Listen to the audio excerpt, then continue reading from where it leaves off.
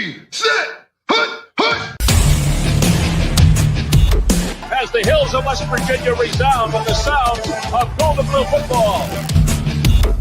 Almost heaven, West Virginia. Now let's bring on the Mountaineers. Goes around about the 50, the 10, the 5. A touchdown, West Virginia. He did it. He did it. Patrick White. Touchdown, Tay Von Austin. But Don Nehlen's Mountaineers enjoy walking in where angels fear to tread. I think you think that these guys are going to fall over dead for you. Well, I got news for you. They're going to punch you right in the mouth. It's Mountaineer pride! Nothing cheap, nothing dirty, but West Virginia football. West Virginia football. We've no doubt tonight they shouldn't have played the old Golden Blue. Not this night! They've done it. They've done it. A perfect season. And the Mountaineers, for the first time in history, undefeated and untied. Don Nehlen and his Mountaineers, for the second time, have finished a regular season with an unblemished mark. Ain't no stopping the Golden Blue.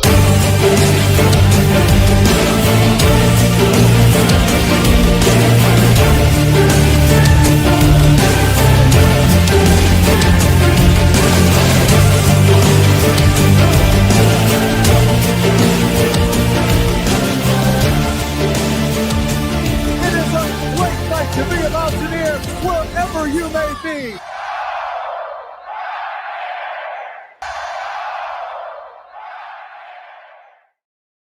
What's going on, Mountaineer Nation? Welcome into the February 10th live stream here on the Country Roads webcast YouTube channel. Appreciate you guys tuning into this one, whether you're watching live or watching after the fact on a playback. Either way there, definitely appreciate it.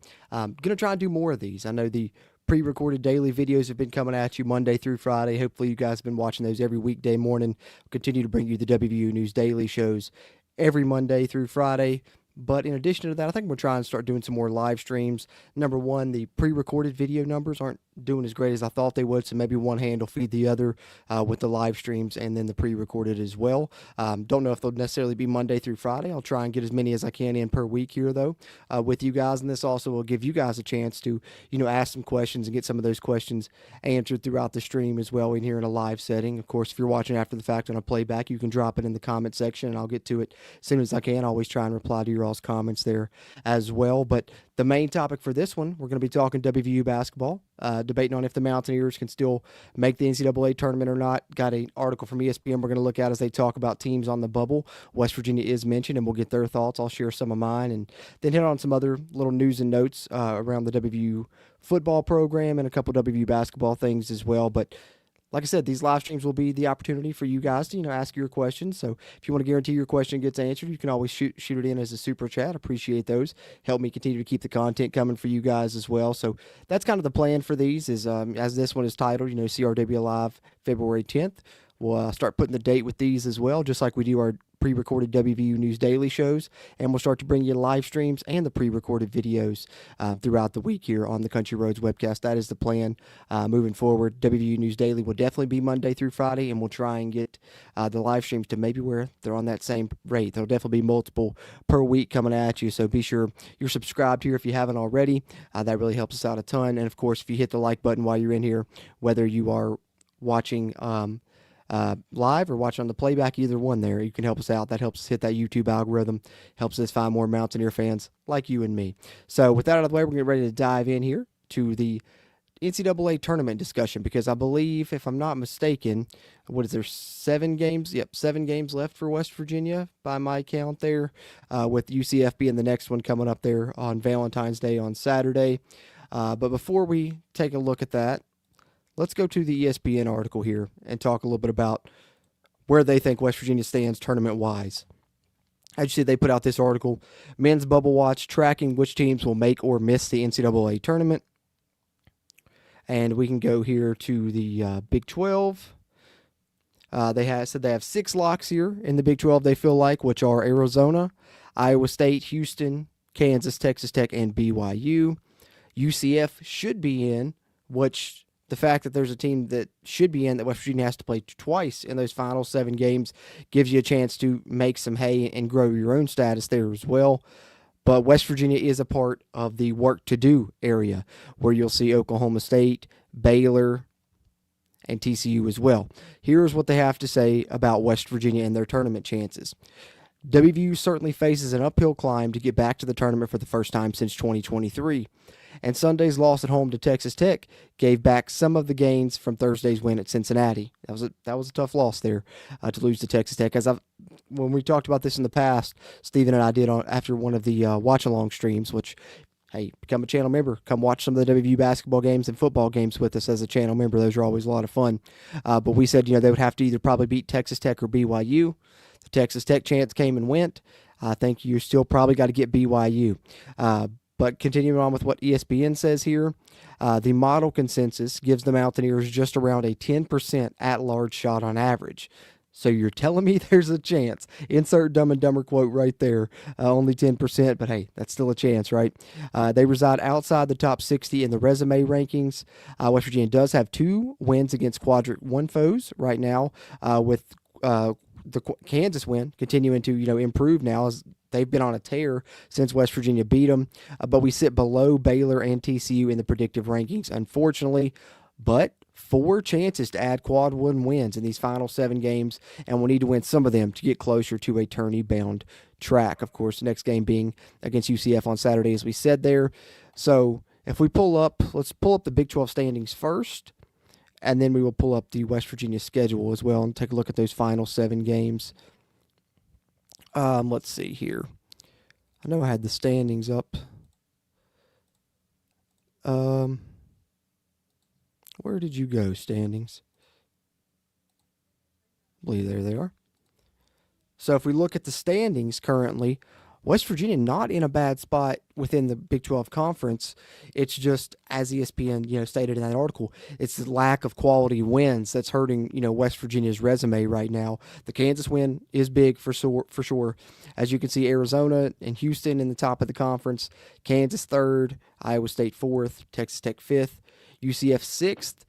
And so yet again, as we talked about with UCF being a team that looks like they're going to make the tournament, West Virginia plays them twice in these final 7 games. That's a good opportunity there, and they're ahead of you in the conference standing because West Virginia is there at 7, right there with BYU. BYU is currently 5-5 in the Big 12, but 17-6 overall record, a good bit better for BYU. So at least West Virginia is on that right side of the standings there, being in the top 8. So that's where you want to be, but you have to find some quality wins down the stretch here. So let's pull up this final 7-game schedule here, this final 7-game slate for West Virginia. Take a look and see how we're feeling. See if we feel like the 10% chance from ESPN is accurate or not. Because I think, right away, UCF on the road, not going to be easy, particularly because you're on the road. But I think that they're a team that you can compete with and potentially maybe win that game. We'll see what happens. That'll be on Fox Sports 1 on February 14th there on Valentine's Day, like we said. And then you come back home to play Utah. And I think that's one West Virginia has to win. Got to win that one, especially if you fall in that UCF game. It's a team you can beat. Got to beat Utah at TCU. And as we said, I think that the key games, I talked in the past about Texas Tech and BYU, obviously because they're both ranked. You fell to Texas Tech. BYU remains ranked for right now. I think BYU, TCU, and at least one of those UCF games are a major key for West Virginia because as ESPN talked about in that Tournament Watch article, TCU and Baylor sit above West Virginia in kind of the predicting standings for Big 12 teams potentially making the tournament. So I think if you could find a way to beat UCF, who's above you, to beat TCU, who right now has a better chance to make the tournament than you, and then of course get a ranked win against BYU, you'd be in a good spot. Oklahoma State is there battling for the tourney also in that same group as you of needing work to do. So you definitely want to win that one also. So I mean, you got 7 games here. You have 15 wins on the season. I think you have to finish with a winning record over these 7 games, probably at least. Need to go 4-3, and particularly would have to kind of be the right 4, which I think would probably be any combination of BYU, Oklahoma State, TCU, and one of the UCF games, in my opinion, would be your best bet to improve your chances a little bit here. But I think, UCF's a team you can beat. Utah's a team you can beat. TCU and Oklahoma State are tricky because they are on the road, but you can be competitive in those games. The the best part about this is you do get BYU at home. I think that that's a great sign for West Virginia. They're going to be hungry for that game. They're going to know that's one they need to win to try and get that, quad one win. And then, of course, you also get UCF at home to end the season. So even if you do end up falling on Saturday, you have another chance to redeem yourself. But if you could find a way to steal, one of these road games, I think is crucial. I think you have to either win UCF, TCU, or Oklahoma State. If you can get 2 or 3 of those, you're in a really good spot here as we look down the stretch. But personally, I would put it maybe slightly above 10%. Maybe this team has a 15% chance, 15 to 20% chance of making the tournament. But you guys know me, I'm always, more optimistic than not. And I think when I look at the teams remaining on the schedule, they seem like teams West Virginia can compete with and win some of these games. The only bad thing is 4 out of the 7 are on the road. That's the tough part of it here for West Virginia, and they've kind of backed themselves into a corner to now where this is their last stretch where they still have some hope left here is over this final 7-game stretch. But let's not forget they could still win a game or 2 in the tournament to improve their stock for March Madness potentially as well. But looking at just the final regular season games, like I said, you got 15 wins now. I think you at least would need to get 4 more regular season wins. And even with that, you'd probably have to win a Big 12 tournament game depending on who you beat here in the final stretch of the season. But that's just my personal opinion with it. So I think actually, surprisingly, ESPN not too far off with kind of their thoughts in that article that we went over with them talking about West Virginia's tournament hopes. So we'll see how it turns out there on that side of things. On the more brighter side, the West Virginia women's team has been absolutely terrific this season. They're a lock for the tournament, and they're actually probably got a chance to compete for a top 4 seed, which would be huge because that'd be the potential to get a NCAA tournament game in Morgantown, which would be awesome to have a tournament game at the Hope Coliseum there on the women's side. As you see in the women's basketball standings, right now West Virginia number 2 in the conference and a great chance to win that whole thing, I think. I mean, they're right there with Baylor, Texas Tech, TCU, all those other teams at the top of the Big 12 standings. So shout out to the West Virginia women having a phenomenal season thus far. And let's take a look back at one of their previous games as we get a nice little recap video here from the West Virginia media team as they dominated Arizona. And we got to see the women wear some throwback uniforms as well. Let's take a look here.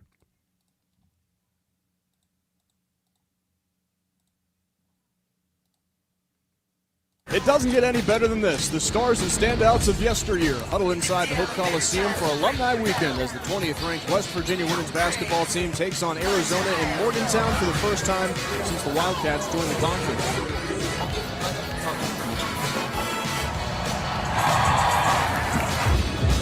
Cook sets the feet, 3-ball up and in for Gia Cook. Left wing, off balance 3. Swished it! Harrison in 3 seconds. Harrison step back, 3-ball. Bang!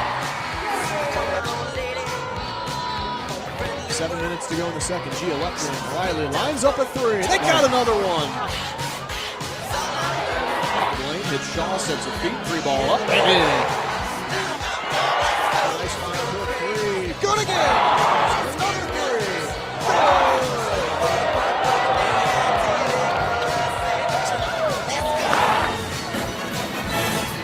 Another 3.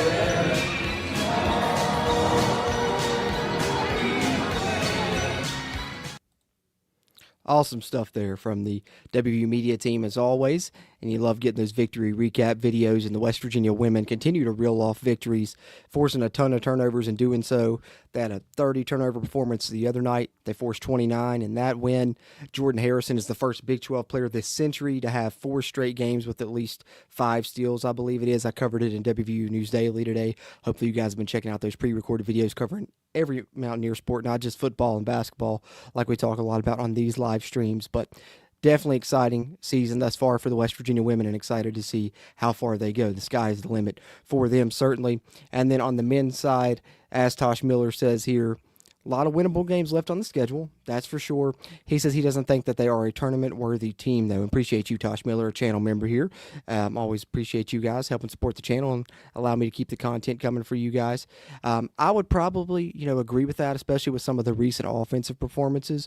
But in that same token, if you can find a way to win some of those winnable games on the schedule that you're talking about and sneak your way into the tournament, I'm all for it, man. We honestly are owed one after the way last year went, right? They definitely owe us one. So if we sneak in, that's all right. That's just karma coming back around, I think. And plus, I'd love to cover the basketball team in the tournament. We really hadn't had a chance to do that too much here on the Country Roads webcast. So that's something I'm really looking forward to and hoping to be able to do in the very near future. And I think, the future is bright. So whether it happens this year or not, that drought won't last long.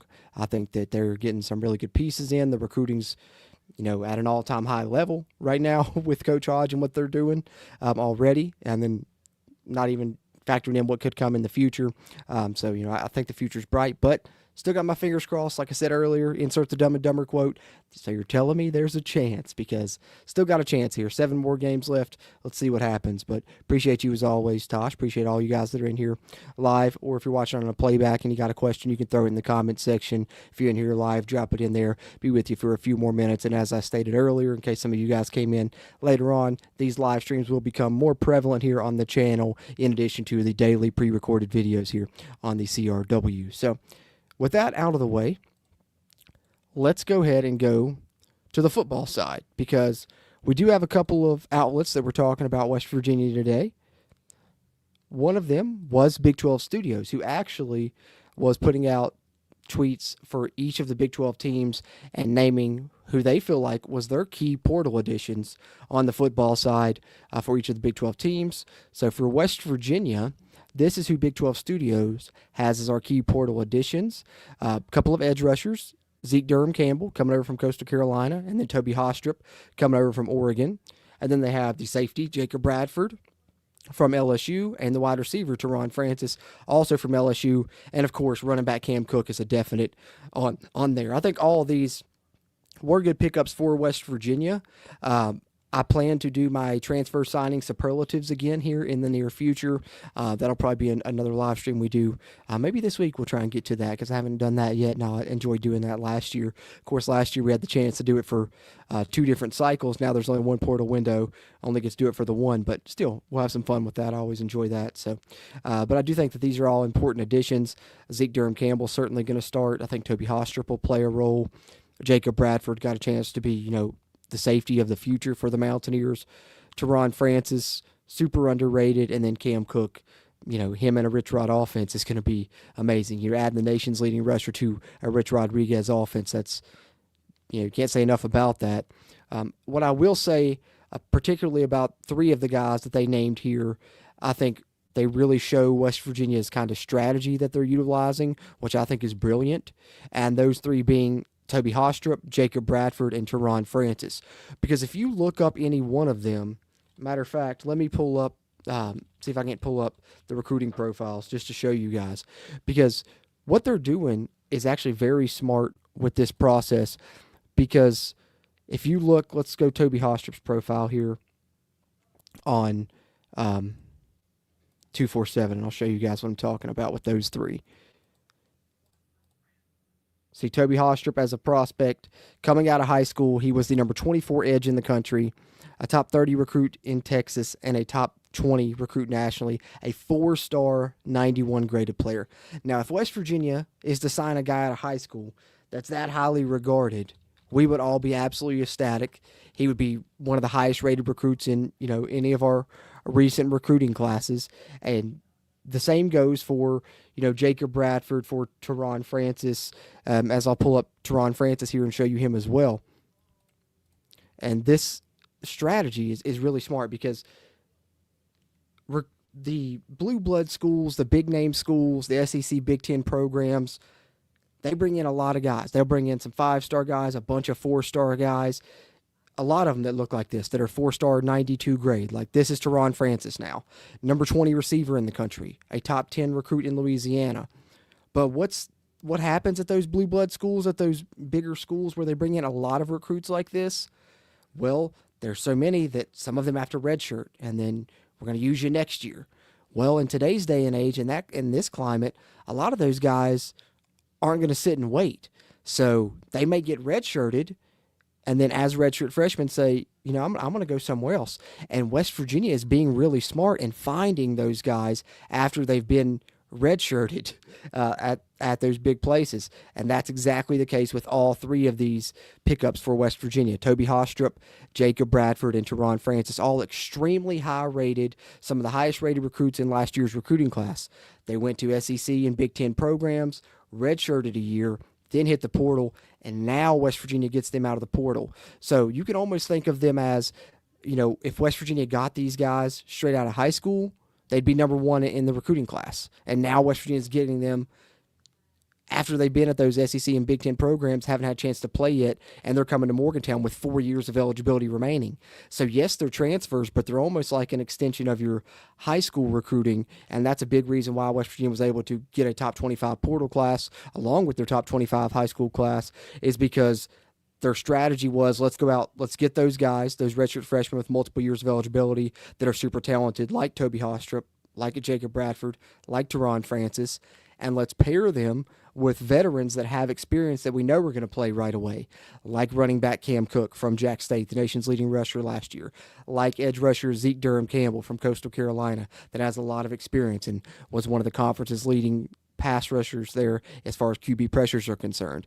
So it was a great job, I think, in this portal class, both going out and getting guys with experience and then getting younger guys that are just oozing with potential and have extremely high ceilings like the guys you see there in the middle. So without, saying, some of my key additions yet, because like I said, I want to talk about the transfer signing superlatives. I just thought that would be a great jumping off point to kind of talk a little bit about the strategy that appears like this coaching staff is using, going out and getting guys that were super high rated coming out of high school and sometimes just getting them out of the portal. And that works as well because all three of those guys that we just talked about have 4 years of eligibility remaining and could make an impact starting this season and beyond for West Virginia. So, really great strategy, in my opinion, that they're employing. So we had that from Big 12 Studios today as they were naming kind of the key pickups for each program. That's what they had on West Virginia. And then PFF College. We had some love from them as well because they were talking about their highest graded transfer running backs in this transfer portal class. And guess who's there again? Cam Cook, of course, rated as the 5th highest graded running back out of the transfers that are all this is all transfers in all of college football, and he's number 5. So he's 85.8 grade, nearly an 86, which is absolutely phenomenal. He's only behind Adam Muhammad, Traquan Jones, Cam Edwards, and Caleb Hawkins. A couple of Big 12 guys on this list. As you see, Caleb Hawkins and Cam Cook both here. But I think Cam Cook's going to make an extremely big impact this upcoming season. Can't wait to see him in a Rich Rod offense, especially after what he did at Jack State. And I think it's really good continuity as well that he'll be running behind a Rick Trickett offensive line again, and 2 of the all-conference offensive line performers that he ran behind last season are now in Morgantown as well. That's going to help with that also. But shout out to PFF College, mentioning West Virginia today, as Cam Cook is, one of the highest graded transfer running backs in all of college football, which is a big accomplishment. And that's pretty much all I had. I did have one more basketball thing here, and that's just, we were talking about basketball recruiting being an all-time high, and one of those reasons is because they brought in Miles Sadler, who is the highest-rated basketball recruit West Virginia's ever landed. They're working on some others. They have Ollie Odum in tow. But Miles Sadler has just been putting on a show lately in college basketball, or not college basketball. Well, he will be putting on a show in college basketball at the high school ranks. And we got a little highlight reel here, about 60 seconds, that was shared from courtside film of him doing just that. Take a look here. Miles Sadler. Look at that. Nice behind the back. Clean step back. And the shot. Look at the ball handling skills, and then the great dish right there. And this is what I love about Miles Sadler, man. He's the total package. 3 different plays we've seen him hit a step back 3. We've seen him with great ball handling and be able to dish. We've seen him attack the basket, and he's also going to be solid enough on the defensive end, I think, as well. I'm so surprised that he wasn't a McDonald's All-American. One of the top 20 players in the country, according to the On3 ratings, wasn't a McDonald's All-American. I think that was an absolute travesty. I think he got robbed on that, but that's okay. Hopefully it fuels him and motivates him to have a very strong freshman season next year for West Virginia. Look at that one. Looks like he was going to pick up the dribble and then got around the man. There he is on the defensive end, as I talked about a little bit there. And then, of course, taking it back the other way and finishing really excited about Miles Sadler's game. Can't wait to see him in the gold and blue next season. And that's just one reason, as I talked about earlier, I think the future is bright. And whether West Virginia Hoops makes the tournament this year or not, that drought's not going to last long because the pieces they have coming in, they'll be there in short order, in my opinion. So that's kind of my thoughts on it, guys. That will pretty much get to all I had. I do see some other channel members popping up in here. I'll get some of your all's comments really quickly before we wrap up, but I do appreciate you guys tuning in. For those of you guys that missed it earlier, going to be more live streams coming here on the channel in addition to the daily pre-recorded videos that we've been dropping from Monday through Friday, because some of those viewership numbers on those haven't been as great, so maybe I figured if we add live streams in the mix, that'll help improve, because I need all the views I can get now that this is my full-time job, guys, for sure. So I always appreciate you guys that do watch, comment, all of those things. They really do mean a lot. And if you hadn't been watching the pre-recorded videos, what they are is updates on all WVU sports, and I'm bringing them Monday through Friday every weekday morning here on the channel, talking wrestling, gymnastics, tennis, track and field, swimming, rifle team. That's all been covered on WVU News Daily, and we'll continue to track that, although the live streams will probably be more focused on basketball, football, maybe a little baseball, as that's about to come around as well, but definitely basketball and football, the primary subjects I'll be pulling up here in these live streams. But you guys can always guide the conversation with some of your questions as well, because they'll always be welcomed here in the live streams, which we'll try and do more of here on the channel. In addition to those Monday through Friday pre-recorded videos, there'll be multiple live streams per week coming at you, and I thank you guys for checking out this one here for February 10th. Like I said, they'll all be dated, so you'll know which order to watch them in. If you want to watch them in chronological order, go back and watch them, all those things. You can help me out even if you don't watch live by hitting the like button when you do watch on the playback. That helps, and being sure you're subscribed here to the channel as well. With that, let me get to some of your all's comments, and we will wrap up this first one here on February 10th. Eric Flowers with a great point here, man. A nice NIT run beats sitting at home again. Yeah, I would take that. And Coach Hodge has some experience in that NIT. Nearly won it last year. So does Honor Huff, because he did win it at Chattanooga as they, face off in the NIT finals. We'll take what we can get. Any postseason play that we're in, I think, is only going to help for the future. So hoping for the big dance, but I wouldn't be mad at an NIT spot either. For sure, that's definitely something to consider if the NCAA tournament does indeed end up out of reach, but we'll see what happens in these final 7 games before that is a final thing. And of course, there are other postseason tournaments now. As I see Tosh Miller here mention, an invite to the Crown tournament would be good too. That's the new one that they play in Las Vegas, and they pay all the players from his understanding, which that's an added bonus as well. So either one of those I think would be decent consolation prizes, and to get to see the Mountaineers play a little bit more basketball I'd be okay with, but hoping for a decent amount of wins here in these final 7 games, and maybe a win or 2 in the Big 12 tourney, and we sneak our way into the big dance. We'll see what happens.